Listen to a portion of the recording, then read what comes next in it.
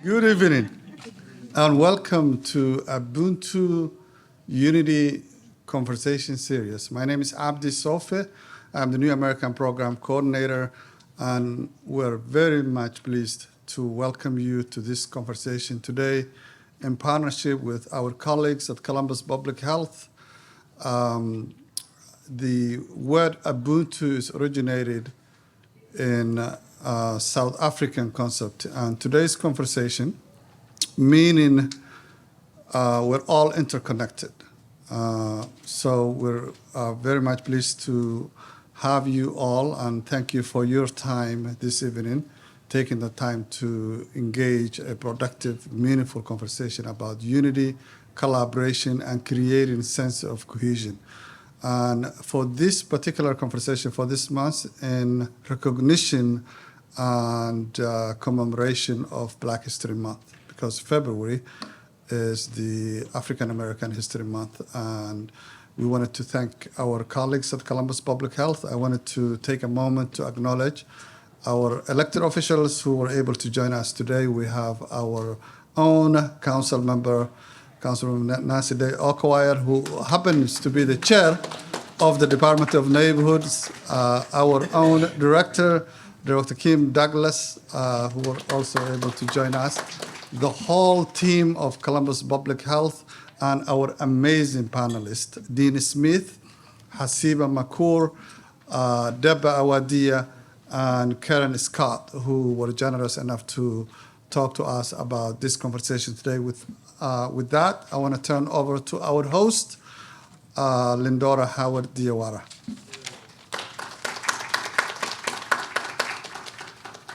Good evening, everyone.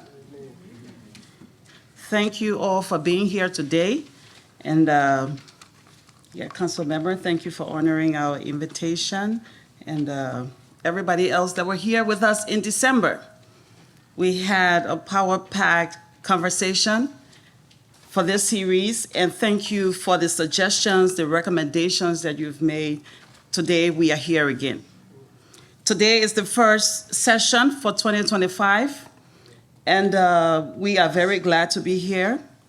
Just so you know, as you may have seen in your program, on your program sheets, this session the event has been rebranded.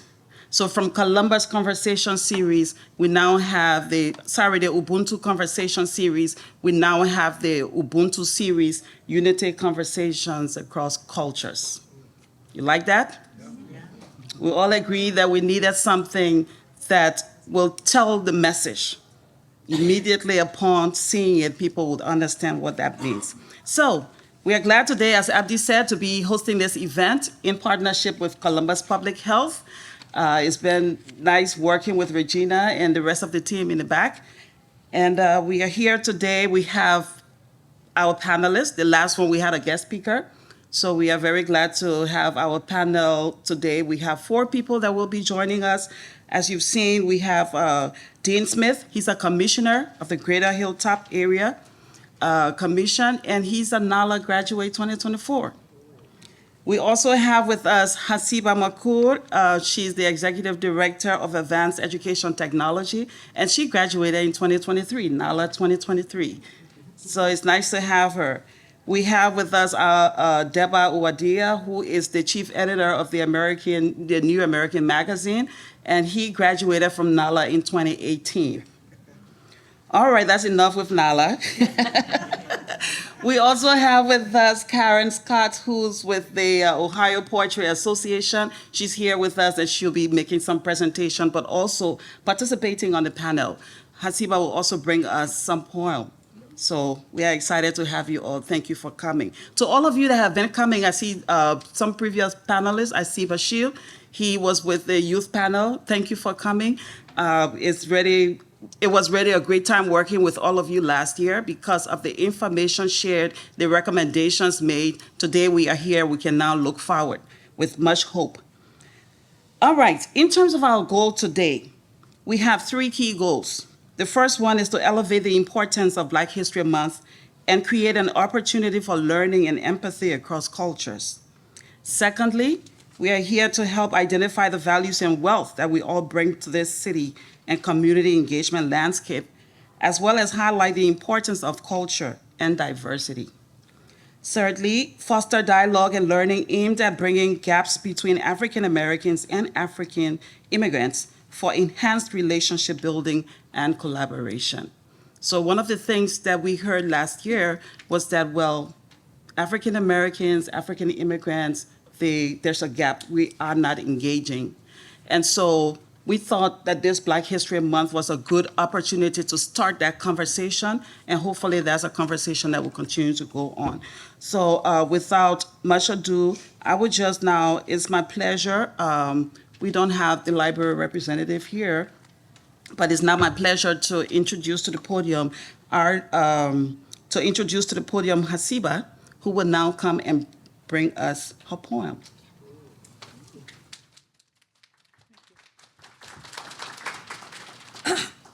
Good evening, everyone. Thank you to the organizers for inviting me to participate in this important conversation as we celebrate Black History Month. It's an honor to stand here among such inspiring leaders and change makers. My name is Hasiba Makour. I am an entrepreneur, educator, and the CEO of Advanced Technology Education Institute, where we empower individuals through education and technical skills. I am also passionate about electronic recycling and sustainability. Like many newcomers, my journey has been filled with challenges and opportunities. Coming from Algeria, starting a business in the United States was not easy. I faced cultural, language, and professional barriers. But with perseverance and the support of my community, I found my way. Today, we celebrate a journey of hope, resilience, and new beginnings. Becoming a citizen is more than a process. It's a promise, a dream fulfilled, and future embraced. We come with our past in our hearts and roots in the land we have left behind. But kindness, opportunity, and community help us move forward. This poem is for all who have taken the brave step proudly, carrying their past while courageously build a new home. My poem is Home of Dream, and I'm gonna say my poem. You arrive with hope in your hands, a heart full of stories from faraway lands. Each step you take, a bridge you built, we with courage, strength, and dreams fulfilled. The road is long, the path is unknown, yet here you do not walk alone. With every oath, with every right, a bright future comes into sight. Through work and will, through love and grace, you find your voice, you find your place. No longer a stranger, but part of the song. This land is yours, you have belonged all along. Thank you very much. Thank you so much, Hasiba. We will now call on Karen.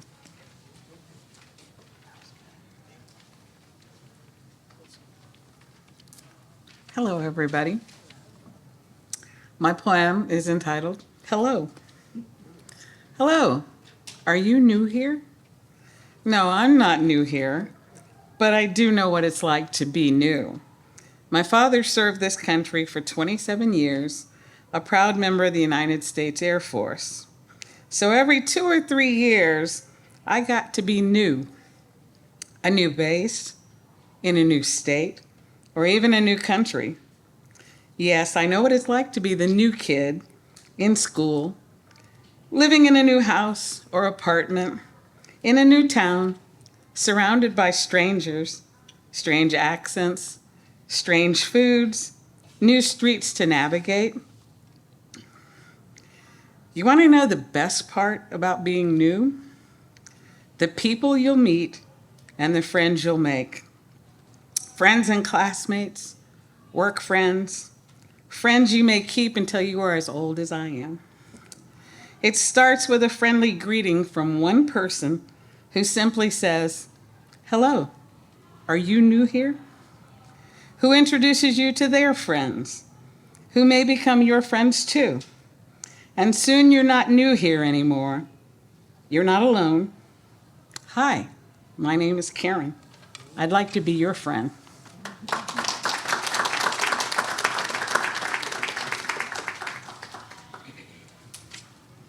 And I'd like to be your friend too. All right. Thank you so much. Beautiful, beautiful.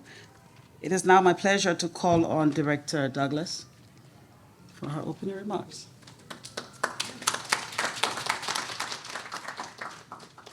Good evening, everyone. I am going to try to be paperless for 2024. So I'm doing this, I know, right? By an iPad, it's the movement, right? We put everything in the cloud, we're conserving. And so this is my first trial. And we're gonna put the glasses back on. First step. It is my honor to join you here for the first UBUNTU session of 2025. Thank you for joining us. Your presence here gives us all the assurance that we are not alone in our quest to improve the culture of welcoming newcomers to Columbus, enhancing community relations, and celebrating an environment where everyone can thrive. We are grateful for all the partners that we have here in the room today. They've been stated, but I want to also call out Columbus Public Health, and we wouldn't be in this great facility if it were not for the partnership with Columbus Metropolitan Library. We've heard our thank you to Councilmember Dayakauer and our community leaders and those who have agreed to serve as our panelists tonight that I'm sure will bring a new and creative look and lens and perspective to our topics. Thank you to CTV for being here tonight, for expanding our visibility in the community. We know that people have busy schedules, and so we're grateful to have the medium with the City of Columbus to be able to provide this conversation for viewing as people are comfortable. It is exciting to see more and more people attracted to this conversation space to discuss our lives, our communities, and how we can thrive together. The issues raised are challenges that we must tackle together. We all can find hope and courage in the way that we move forward. The opportunities created for cross-cultural conversations during our pilot year of the program led us to the recommendations on how we move forward here today.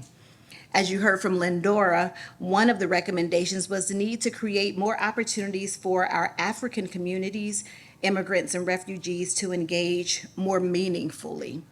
There are missed opportunities for learning, for empathy across cultures, and community development. As Abdi mentioned, today we join many others across the country to celebrate Black History Month. It's a time that for me allows me to celebrate the victories that we've won and to look at the many sacrifices of our ancestors that can help us to steady our hands for the work that we have ahead. Thank you again for joining this conversation around shared opportunities and challenges. We all want to gain a better insight on how we work better together and build a Columbus that thrives. Now it is my pleasure to bring to the podium Councilmember Nancy Dayakauer. I had to give up using my phone a few years ago because I can only fit a few words in the size font I need. Thank you all for being here this evening for the UBUNTU series conversation. We need to talk.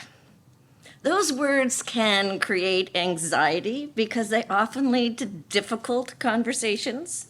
You never want to hear those words coming from your boss or your spouse.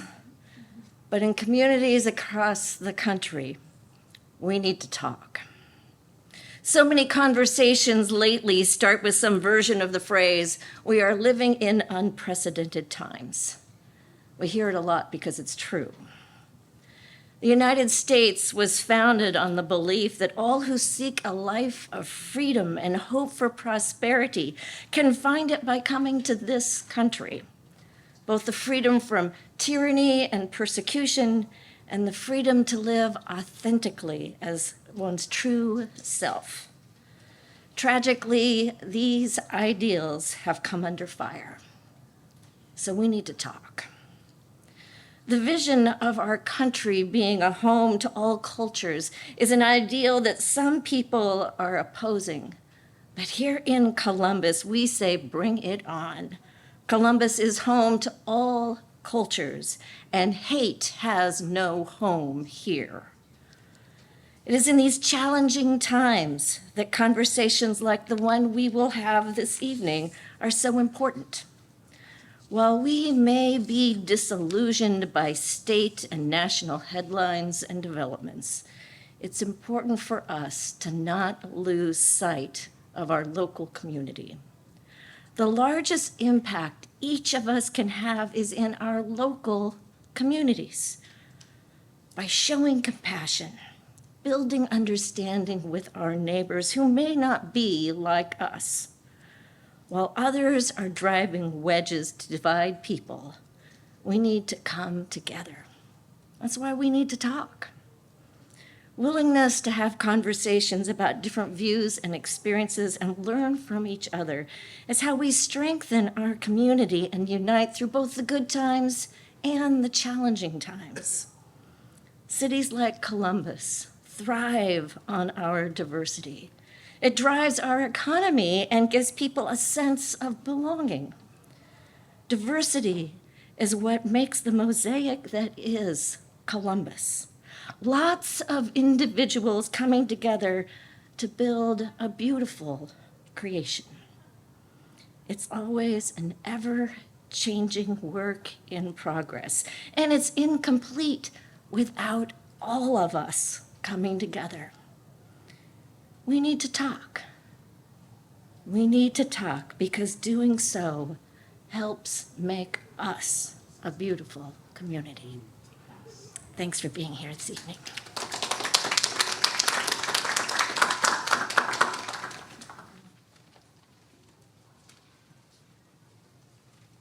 We need to talk.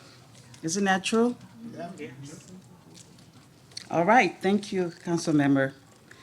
Now call on our partner, representative from Columbus Public Health, Regina Brunson. She and I have been working hard to put this together. So the way we're going to go about this phase is that she'll bring to you her opening remarks, her opening statements, and then we'll move on to the panel. We're going to co-moderate the panel. And then the way we work, those chairs have wheels. And so tires, and so you just roll them over to the front. We'll move this away and we'll launch into the panel. Before she comes up, I'd also like to recognize the Executive Director of the new African Immigrant Commission, who is also with us tonight. Thank you for being here. Well, I bring you greetings from Columbus Public Health, and thank you for attending the Unity Conversation Across Cultures. I am the African American Community Health Liaison with the Center for Public Health Innovation. It's an honor to be here with all of you in this space of dialogue, reflection, and connection. This evening, we gather not just as individuals from different backgrounds, but as members of a larger community, one that is strengthened by our diversity and guided by our shared vision of understanding and equity. The UBUNTU philosophy, I am because we are, reflects the resilience of Africans and African Americans in overcoming oppression, whether through the African liberation movements or the civil rights struggles here in the United States. Unity across cultures is a cornerstone of today's event serving as a powerful reminder that our differences do not divide us, but rather enrich our collective human experiences. Each voice brings value to this conversation, allowing us to deepen our understanding of one another and foster a spirit of inclusion. Black History Month is also an opportunity to acknowledge the cultural, spiritual, and intellectual wealth that Africa has contributed to the African American experience, such as language, music, and resistance strategies. So, as we leave this space tonight, I challenge each of us not to just carry these conversations in our hearts, but to put them into action. Unity is not just a word, it's a responsibility.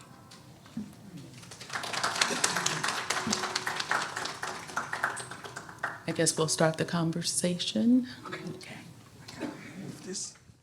As you see the theme, shared experiences and opportunities.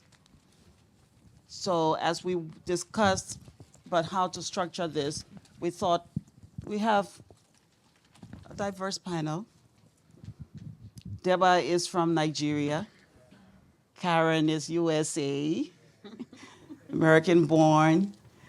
Hasiba, as you heard, is from Algeria, but she tells people that I'm from Africa. They wonder, okay, there you go. And we have Dean, who is with us.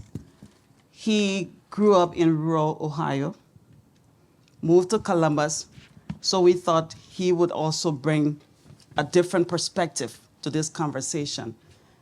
And so, again, welcome, and I will hand over to Regina. I'm going to start with you, Dean.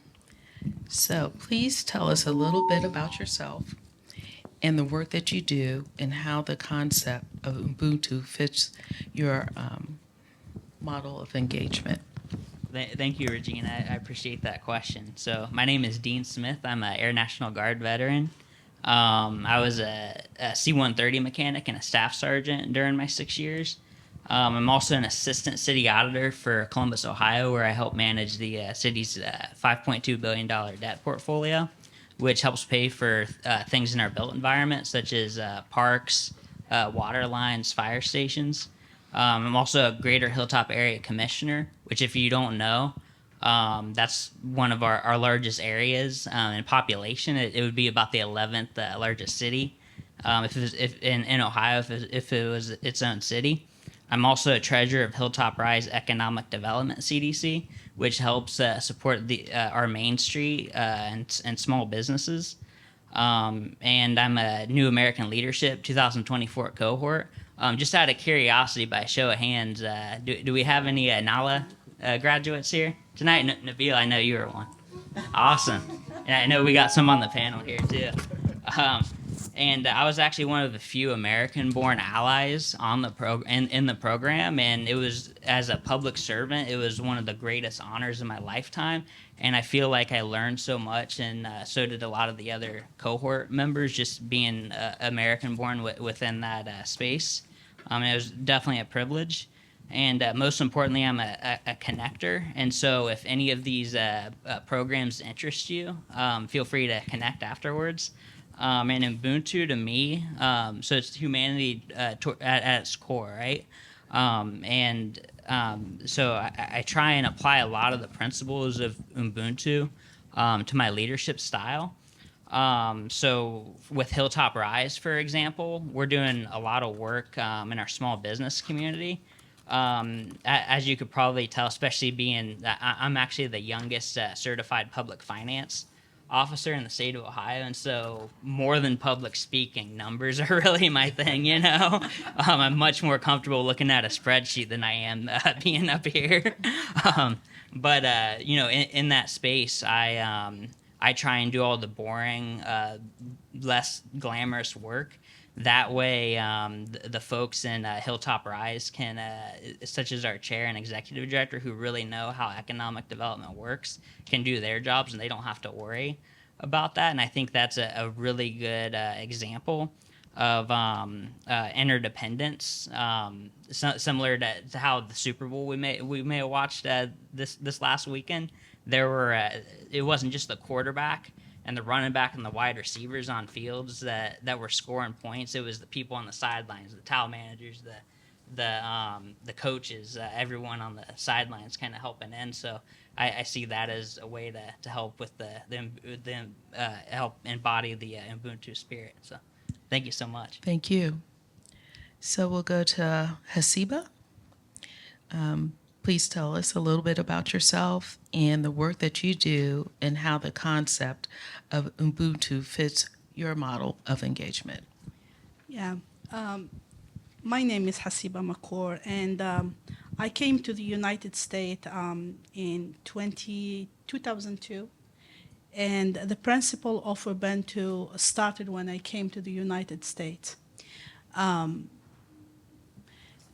Without the principle of Ubuntu, I'm not here, because the community and the welcoming of the people of the United States and Columbus exactly.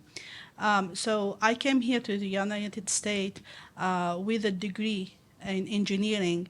Unfortunately, because of the language, I wasn't able to speak English. I didn't get the opportunity I was looking for. So the language barrier put me back. I set back from the dream I was dreaming before coming to the United States. I have people telling me, you have the knowledge, you just need the communication, you just need to learn the language. So I went back and learned English and started my journey started in education, and then I decided to give back to the community. So I founded a nonprofit organization called Advanced Technology Education Institute. In this institute, we empower people, underserved people, to get education, to get this, because of education, I was able to get my goal, to reach my goals. So in advanced education, advanced technology education, we help people get certification, then we put them in jobs. We take them from poverty, we take them from the cycle they put themselves in because of the poverty. So we try to put them back in jobs. Thank you very much. Deba, I'm going to ask you to answer the same question.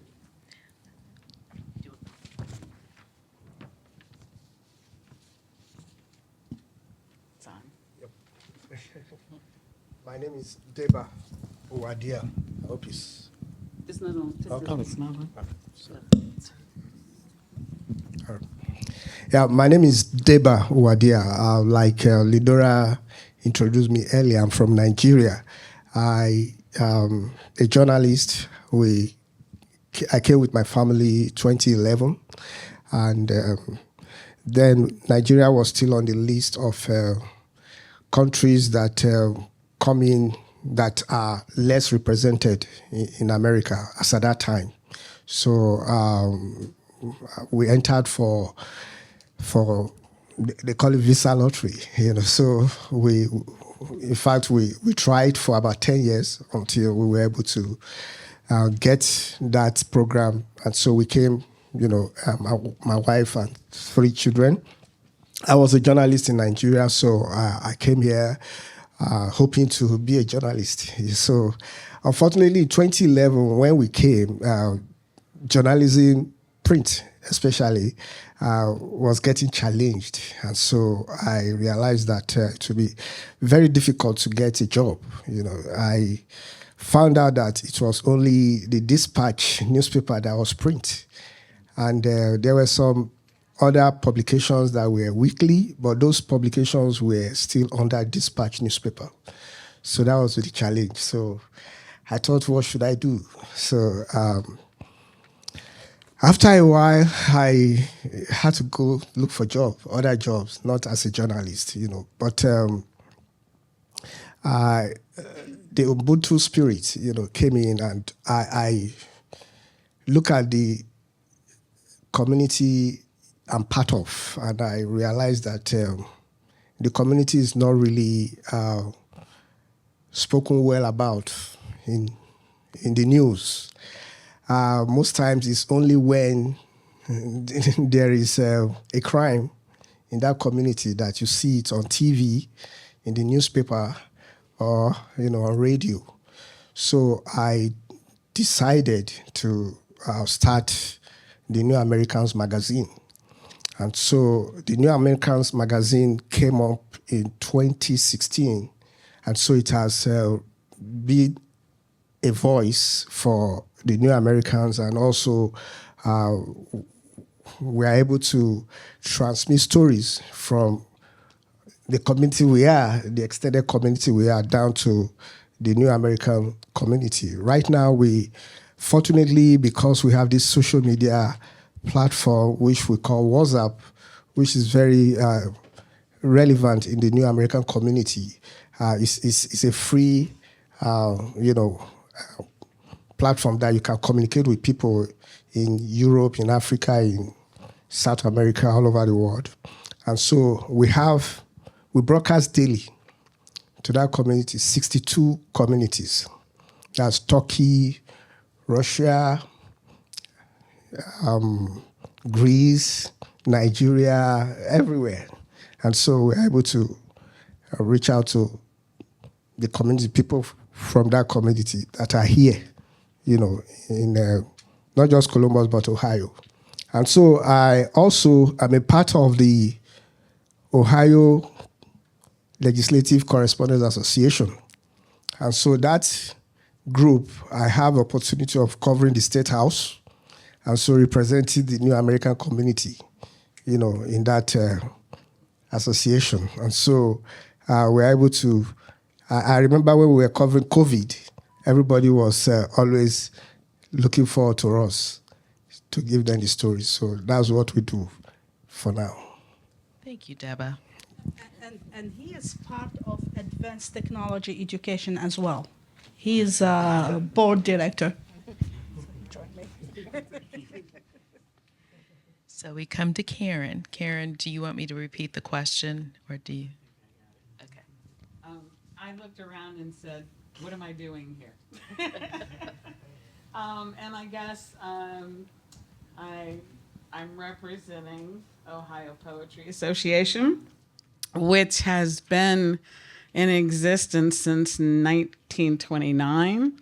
And our mission is to further poetry and assist poets in their growth and all facets of poetry. And I've been kind of a unofficial ambassador for OPA because I talk about it everywhere I go, and I go lots of places. So, professionally, my background, the most of my adult life, I was a medical technologist and other things. I've been a paralegal, etc. But right now, I am happily enjoying being retired. So gives me more time for poetry. And one of the big things about Columbus and the arts community is it is a huge family of people, especially poetry. That is a very large family, and we do consider ourselves family.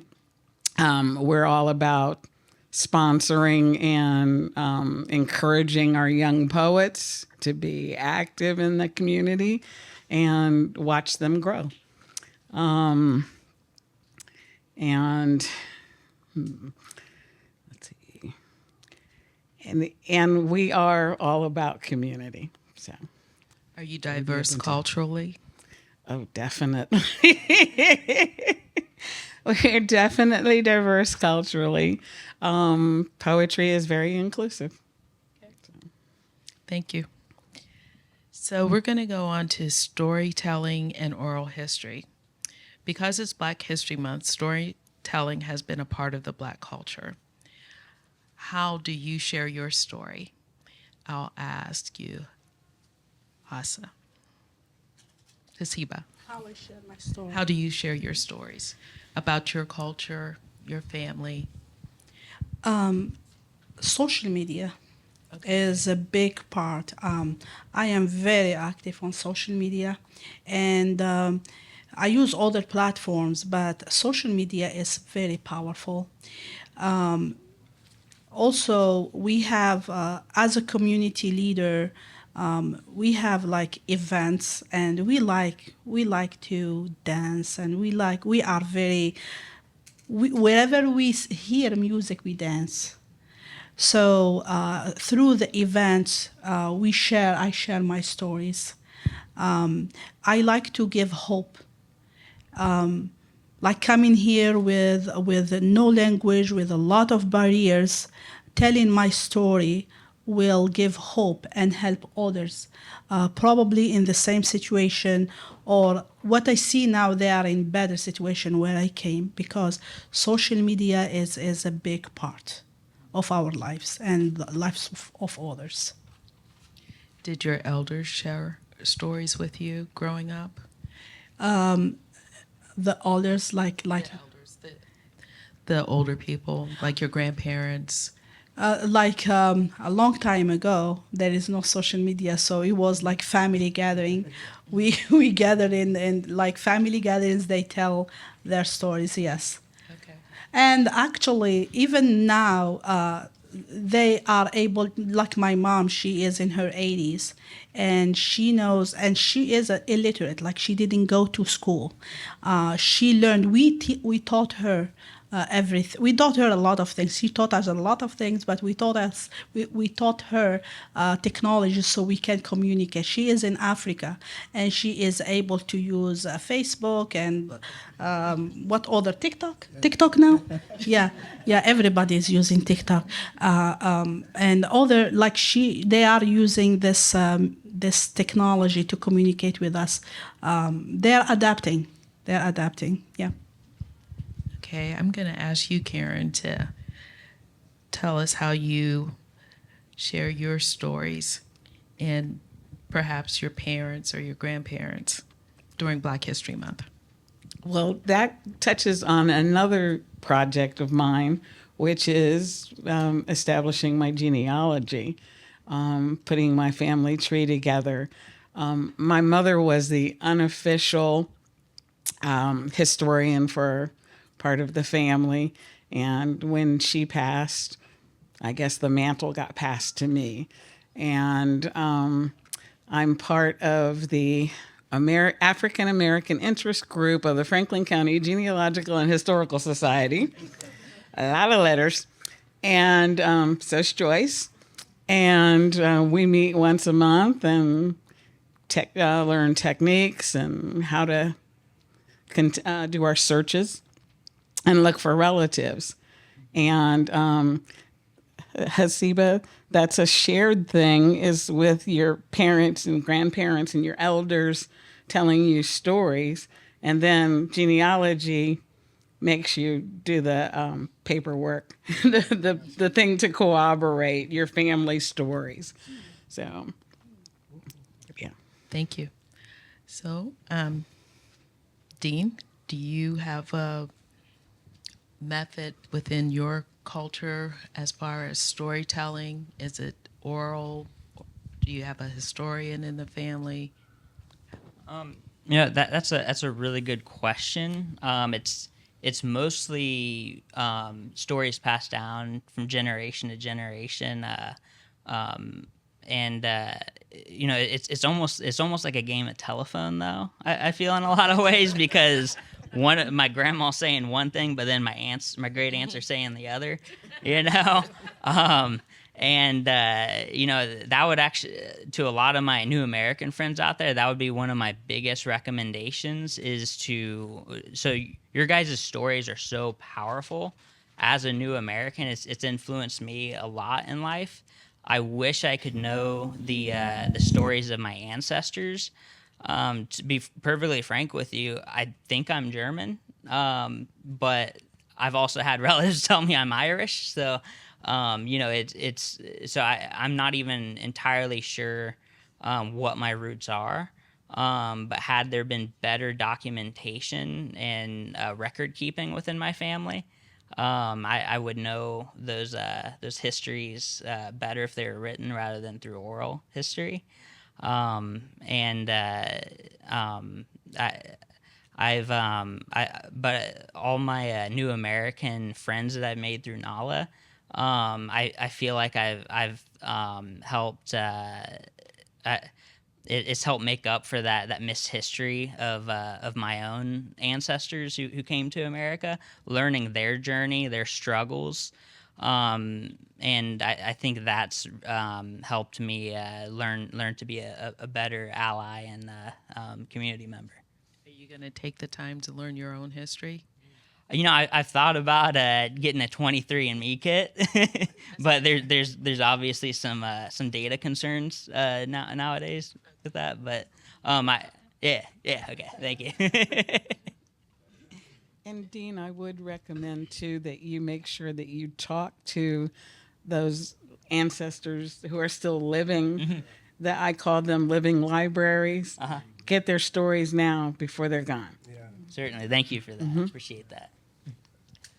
Okay, Deba, I'm going to ask you to take us back to Nigeria and give us some information about storytelling and how that was communicated.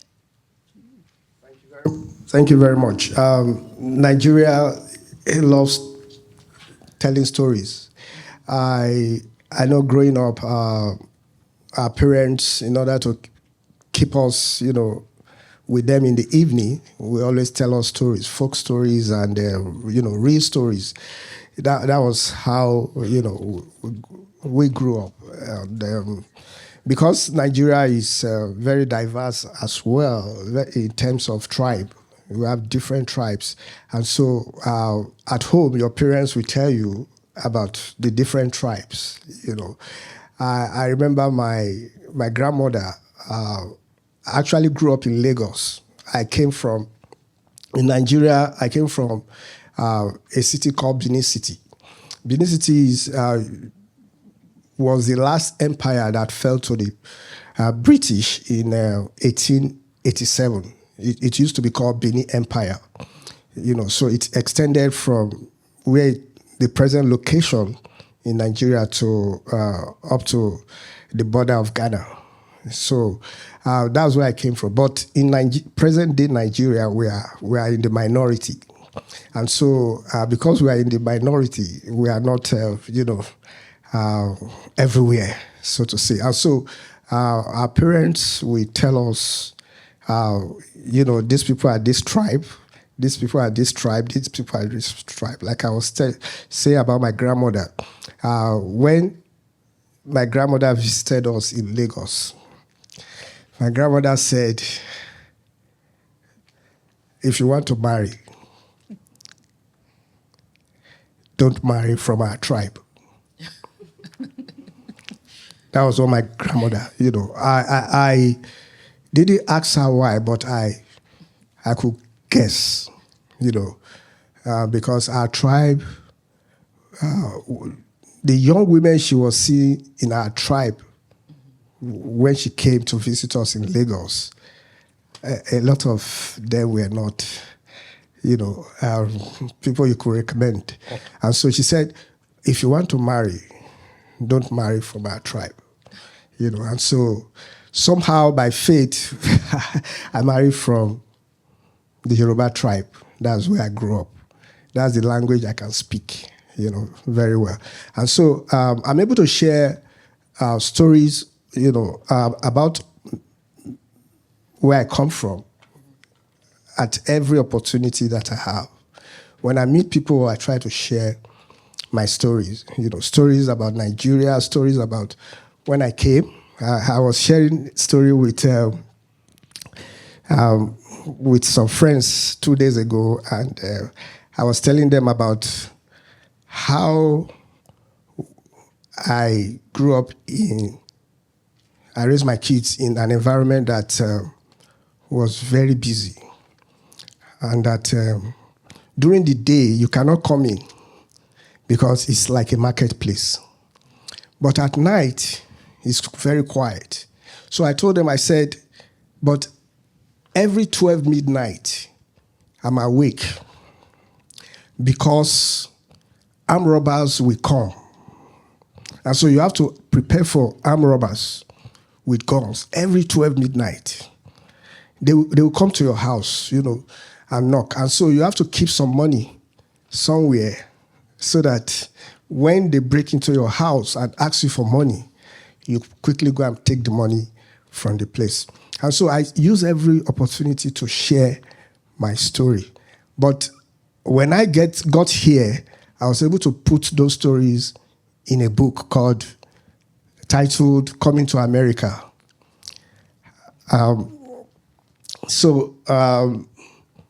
I've also been able to encourage other people who are writers or budding writers to come to our New Americans Book Fair, which is every year. So that's how It's I'm good able to know. Thank you. So I guess we're at question 3. Yeah, maybe before we go there, I would just.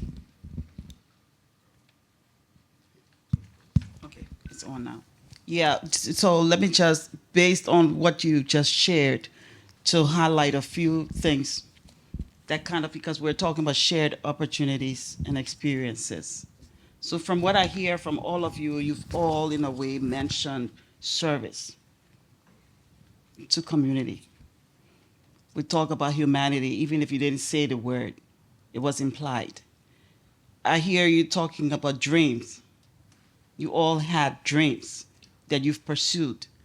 The drive to want to do something, and you made a decision to do something. And because of that, you are where you are. I hear about representation. In terms of the storytelling, the oral and written history, I see from Africa, there's more oral and not written. But because of that decision to do something, Deba is now encouraging other immigrants to tell their stories. We all have stories, and Dean is recommending that we tell those stories. We are also hearing that we write. In terms of how we learn and pass on information, those before us passed on the information, and we have a duty to also share that. And so it's important in this space as we talk about shared experiences, and that also brings me back to your point. Are you new here? So it's not just about coming here from somewhere else, coming to America, but you could be new in another state, in another community, in a school, somewhere else. So that shared experience and opportunity that we have to tell that story so that others that are before us can learn about it, and even those that are our parents can also learn. Like Hasiba said, my mom taught us a lot of things, but we're also teaching her. And so I just wanted to flag those. Yeah, so we can go to the next question and then probably wrap it up there. So I will start with you, Karen. How can African immigrants and African Americans engage in meaningful cultural exchange to better understand each other's backgrounds, traditions, and experiences? What are some ways that we can celebrate both shared and unique aspects of our cultures? Wow, Regina. Okay. It's like I tell the new poets that when they're trying to build community in the poetry community, it requires you to show up. Go to the places where people are, meet people, be open. If we all gather and just keep things to ourselves, there is no conversation, there is no shared experiences, and we need those in order to grow. Don't just hang around with everybody that's like you. Meet some other people, learn some new customs, learn some new creativity. but that would be mine. Yeah, I just learned from Deba about your book fair. I would like to attend if I can. Yeah. It's every September. Every third Saturday of September. So this year is September 20th at the Car Road. I partner with the Columbus Metropolitan Library. So the Car Road Library will be hosting this year. Thank you. So Hasiba, do you want to share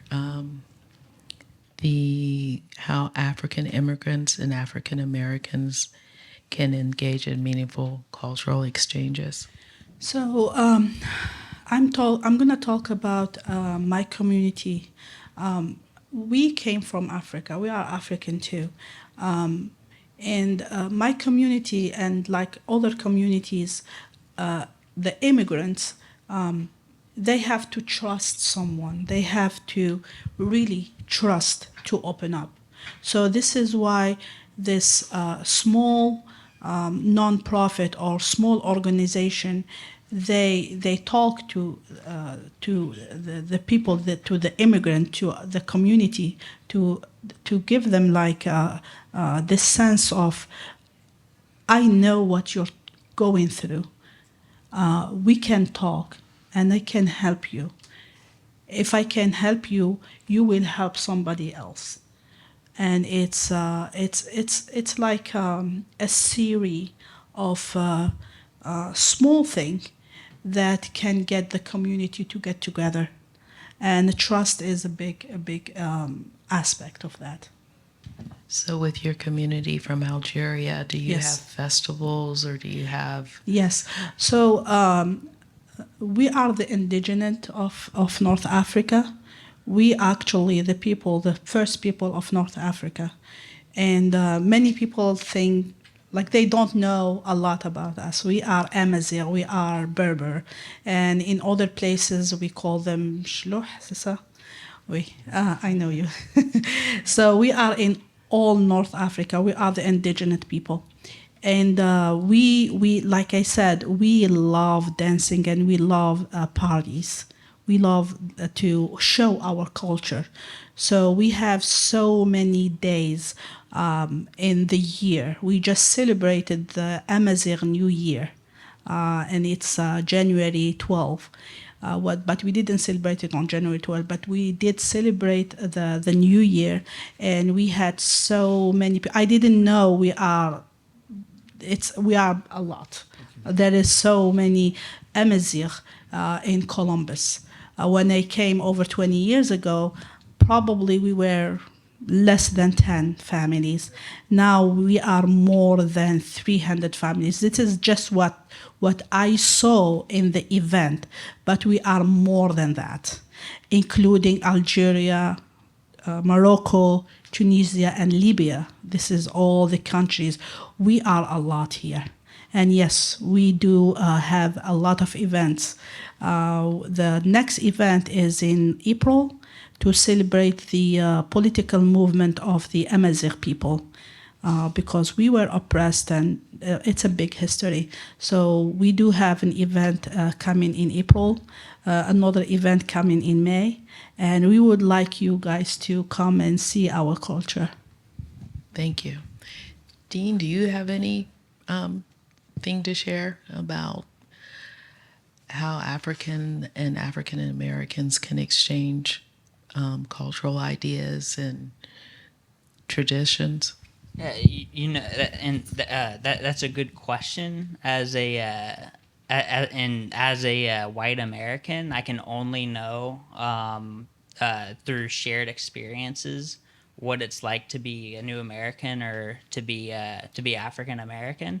But I would say, going back to what a lot of the other panelists have said, just, you know, kind of spending time with people outside of your bubble and getting to know one another better. I think that if we all took the time to just, you know, have a conversation, or even like a cup of coffee or something with somebody very different than us, we could learn a lot, and we could change the world one discussion at a time.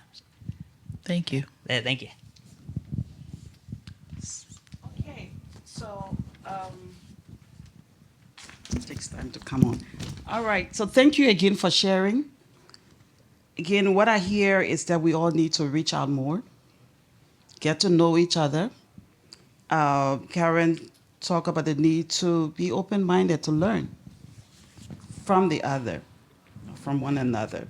Hasiba talked about trust. That is a big thing.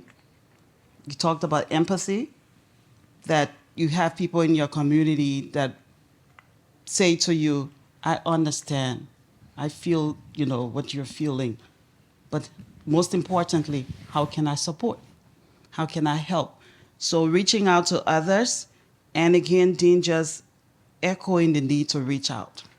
One of the reasons why we thought to think through this question is because as part of the problems that we've heard about between the African Americans and the immigrants and the refugees is that one, we're all black, but we don't talk to each other much. We have prejudice and stereotypes about one another, and all of those come about also through word of mouth. We heard from Deba, his mother told him, don't marry from our tribe. We have situations where we heard from the very Ubuntu sessions where people were saying, well, these new Americans, they don't try too hard to be American enough. We've also heard from this session where immigrants and refugees have said, well, those Black Americans or African Americans, they're not so welcoming. They always say we are here to take their jobs. All of these things. But what we've learned and what we continue to learn and we need to help others understand is that the more we get to know each other, the more we appreciate what we have, and that's the opportunity that we wanted to pull out from this conversation. We have an opportunity. In one of our meetings at the neighborhood best practice session, I said, for me, I came here in 2014 to the US. But I haven't just heard, but I've seen in my community that when a certain group of people move in, others move out. Now the question is, for how long are you going to be moving out? Because the more you move, people are coming. We've seen the data, we've heard about the data that more and more people will continue to come, especially considering that there's chaos out there. And so, as opposed to simply just moving and moving and moving, we heard council members say, we need to talk. It starts with talking. By talking, we get to know each other. By talking, we learn from each other. By talking, we build trust. And then we support each other more. So Columbus is a welcoming city. We also know and have heard that there are other people who are still very resistant. It's because they need to be brought in that space to learn, to also understand. Why are people coming here? Why aren't they staying in their own spaces? What are the issues? As we ask those questions, we learn more and we'll seize the moment and opportunity because Columbus is so diverse. I always say you don't have to travel to India to learn about the Indians.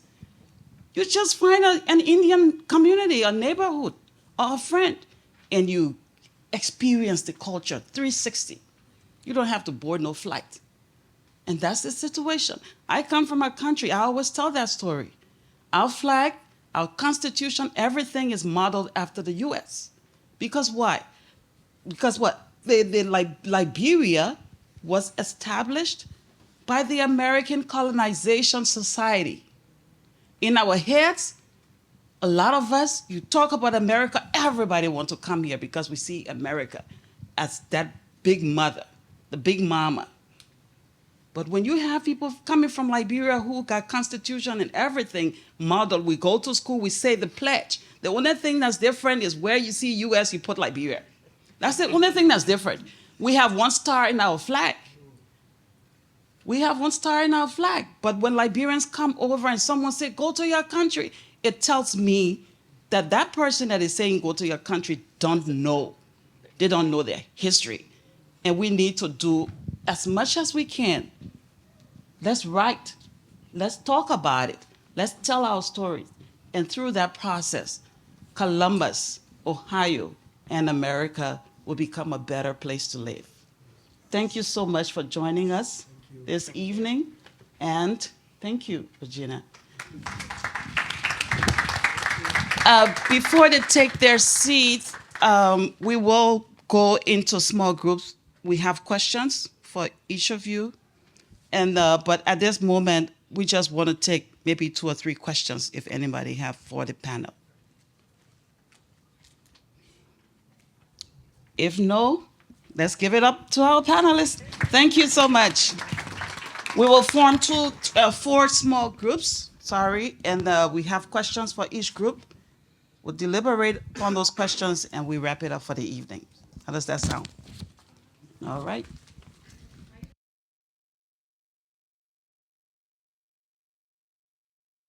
Okay, so who wants to go first? Please choose someone from your group to share what you were discussing, and we'll move on to the next group and then wrap it up. Who wants to go? Do you have a mic? All right. There's a mic. Go ahead. No, go ahead. No, I'm volunteering with you. They're not gonna. Talk.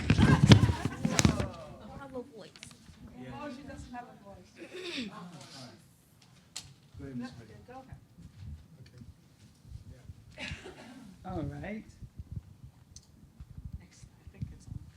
Thank you so much. My name is Shafi Shafat. I'm the president of the Somali American Chamber of Commerce here in Central Ohio. There was a very good discussion that this was my first time to be part of Ubuntu. I think I belong to it. I'm from South Africa. I lived all my life over there. I speak the language. I speak Xhosa very fluently. And Ubuntu is part of my life. Awesome. So the point of the bridges, let me handle the question that says, what are some key values or practice that you believe African immigrants and the African American share that can help build bridges between the two groups?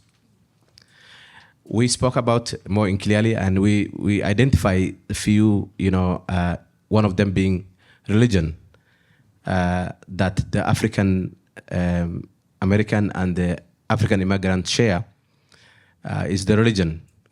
Some of them are Christians, some of them are Muslims, and they share the same value. The Muslims, I've been to Dayton Mosque where I prayed, and I met, elderly African Americans that lived. They say their grandfather was born here, and they were all Muslims. The same to any other religion, mostly the Christianity. They are those Africans that came from Africa that are Christian, and religion is one of them. The other issue we identified was that the entrepreneurship. African Americans, if you look at the suburbs where they live and the township, you see barbers and small business, and they have got that skill of entrepreneurship, which is also another way back home. If you go to Nigeria, if you go to Ghana, I've been to Nigeria, I've been to Ghana, I've been to 9 African countries. So all those countries, when you go to, you see small scale business that are outside. So entrepreneurship is also another way of, a bridge that can bring these people together, so that the African bride that's in them is always there. The other thing we identified is, the attire. I mentioned, back home, we used to have the afro with a wooden comb in it. There's a wooden comb, you walk with it everywhere you go. So you can comb your hair in the parking lot, in everywhere. So, and I see, I was very proud of, young African Americans who are outside there. And there's no wooden comb anymore, but they still have that comb in the hair. You can see that. So that's also another way of, you can see that bridge, the African American are more intact to the African culture and the African pride. So the other point we mentioned was, what was the last one we mentioned?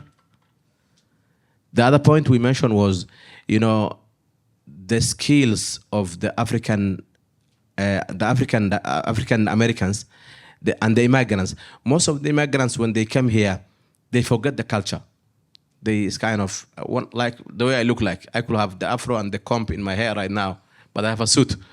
It's a different way. So to bring that gap between the African Americans and the African immigrants here in Central Ohio will be more easier. I think as a business expert and an industry that I have a lot of experience in it, is the entrepreneurship.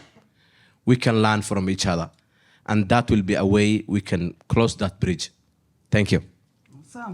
Thank you very much. Next group, building bridges. Next group. Okay. Okay, good evening, everybody. My name is Nabil. Use the mic, please. I think I'm loud with that. Good evening, everybody. My name is Nabil. So I'm originally from Morocco. I'm just going to start when my brother end. I heard when he talk about the word ataya. So in Morocco, we say atay. That's when people used to be family, friend, and neighbor. They meet each other together. They make tea and they tell story to each other, and they all learn from this story. But talking about that's how me and my colleague, when we was discussing in this group, how we can transfer this storytelling that's it's actually in all the culture. So how to transfer for nowadays to make all of us meet and communicate with each other, especially with this new technology nowadays and how life going too fast. Nobody have time for that. So we just need a fun time to break that culture barrier with each others.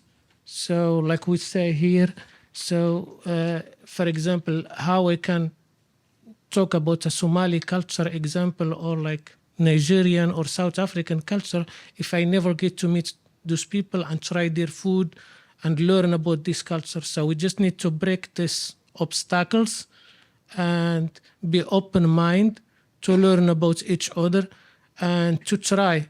Like sometimes you can see a food and you think you might like it, but when you try it, you will like it. So you cannot judge before you try anything. And one of these things, so how inside Columbus, how we make all this community get connected and get chance to meet and learn about each other. I know there is a lot of festival in Columbus. There is like Asian festivals, there is African festivals, Indian festivals. I think the way how we need to look on it, how we can put all this community together in one festival. And I think that will be a great opportunity to make everybody more open mind and more about learning about each other experience and make more connection too. Thank you.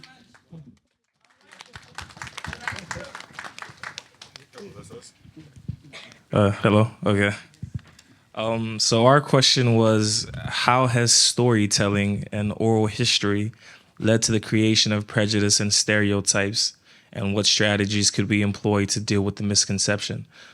So we had a really good conversation, especially relating to that oral prejudice that could form and the way in which people tell their stories. So we spoke about the fact that depending on who's telling the story, the narrative changes, obviously, because, and one of our group members, his sister here, mentioned the fact that the victor is the one that tells the story. So naturally, depending on who has that ability and has a certain kind of connection to the experience, they can either tell in favor of themselves or they can paint the opposition to be their oppressors. So that's one dangerous thing about the oral line and tradition, because if I'm telling the story and I was wronged by somebody else, that, for example, I'll use my Nigerian brother here, a long time ago I was wronged by a Nigerian man, I'll speak about the fact that he did X, Y, and Z to me, when in reality that couldn't have been the truth, right? But I'm the person telling, and there are listeners, and I have an audience to present to. So we spoke about the fact that the best way to change, or to combat that possibly, is to start a narrative of your own. At the end of the day, you have a voice and you have opinions and you have experiences. So if somebody has any preconceived notions about what a white man is like, what a Moroccan man is like, what a Somali man is like, what a Nigerian man is like. They have those negative ideas and they try to put that label on you. The best thing you can do is go out there and tell your story. So you have social media and different platforms in which you can then be like, no, this is not true. My culture does not do this. My culture does not do that. These are the things we appreciate. These are our values. And I've been someone who's kind of always thought deeply more about the human experience. And it's so profound to me, the fact that as humans, we all connect emotionally, but the things that we choose to differentiate us are the physical aspects and the mental experiences. So it's like seeing somebody that looks differently than you, you put them in a different category. But if he cries, you understand that he's crying. Why is that similar? But then there's a difference in the way that you see it. So stuff like that we felt like was ways that you can be able to change and challenge that that thought and experience.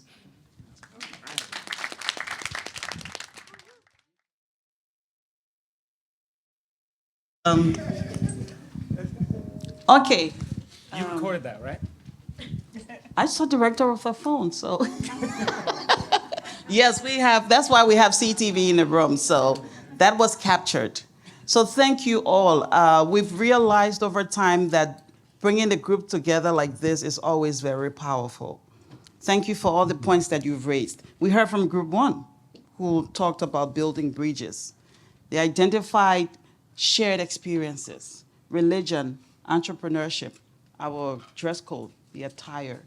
Group 2 talked about passing down that story, sharing our story, finding time. Yes, for us immigrants, refugees, we're so busy working.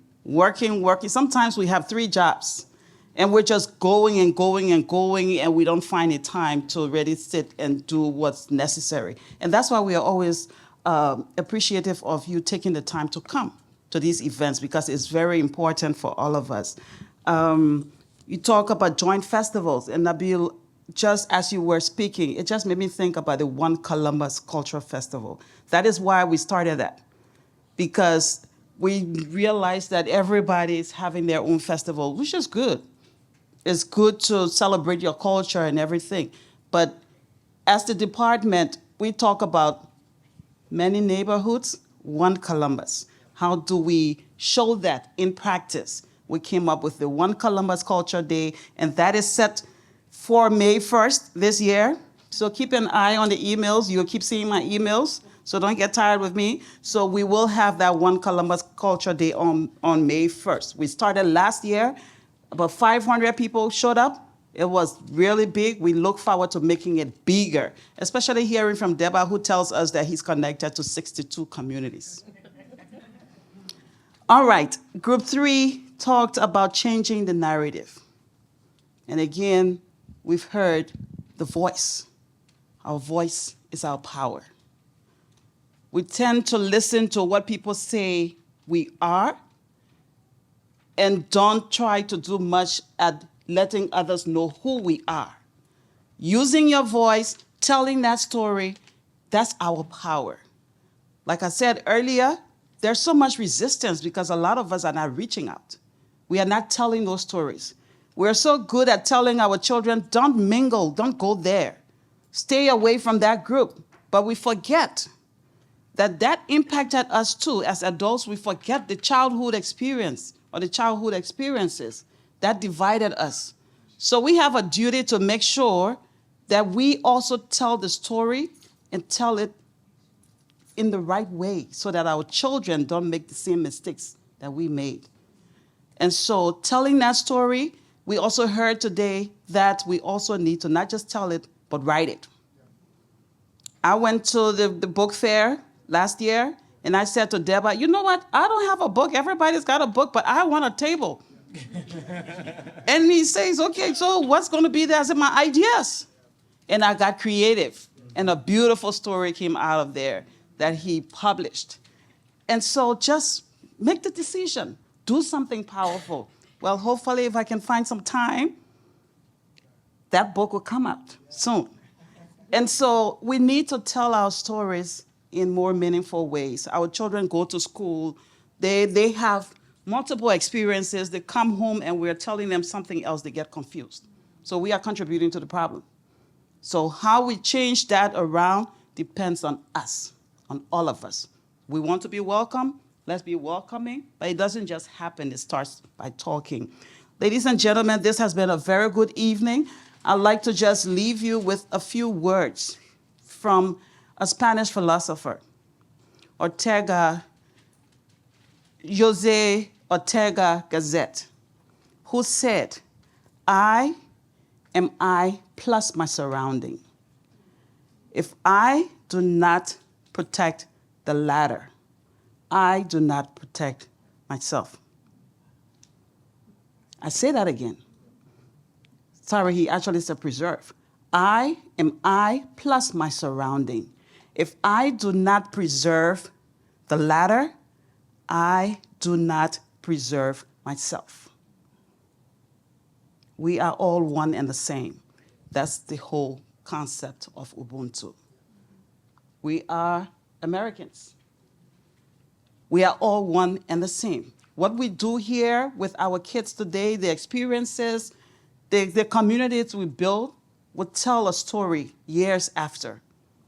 And I'm sure all of us want to be old and look back and smile, but we have to start now. So thank you very much. I call on Abdi Sofe to wrap it up. We're good? Okay. He has given me the authority to wrap it all up. So thank you, thank you, thank you.